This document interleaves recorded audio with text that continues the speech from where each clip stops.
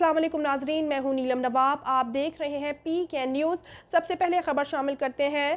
سالانہ رزلٹ کے سلسلہ میں عمر انگلش لینگویج سینٹر میں ایک پروقار تقریب کا انعقاد کیا گیا، جس کے چیف گیسٹ ممتاز خدائی خدمتگار چیئرمین بھائی چارہ موومنٹ راز محمد لونی تھے۔ مزید تفصیلات سے آگاہ کر رہے ہیں ایم ایس راوی۔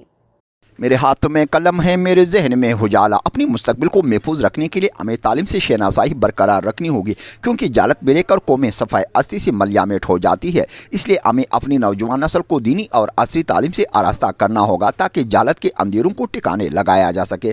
برسوں ہو گئے جہالت کے اندھیروں میں رہ کر اپنے اسلاف کی طرز زندگی بول بیٹھے ہیں۔ ایک بار پھر دنیا کو اپنی حقیقت دکھانے کے لیے ہمیں قلم اور کتاب کا سہارا لینا ہوگا، تب جا کر اپنی بات منوائی جا سکتی ہے، کیونکہ اب لڑائی شمشیروں سے نہیں بلکہ قلم اور کتاب کے ذریعے دنیا کو پتہ کیا جا سکتا ہے۔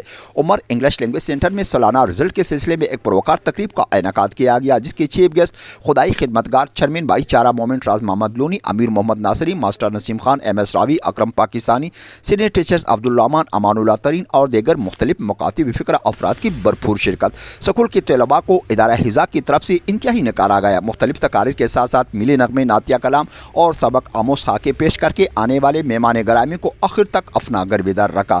چیف گیسٹ نے بچوں کے انتک محنت کو سراہتے ہوئے بھرپور تعاون کر کے ادارہ حضا کی کوششوں کو سراہا گیا۔ ساتھ بچوں کو باری انعامات سے نوازنے کے بعد خوب حوصلہ افزائی کی گئی۔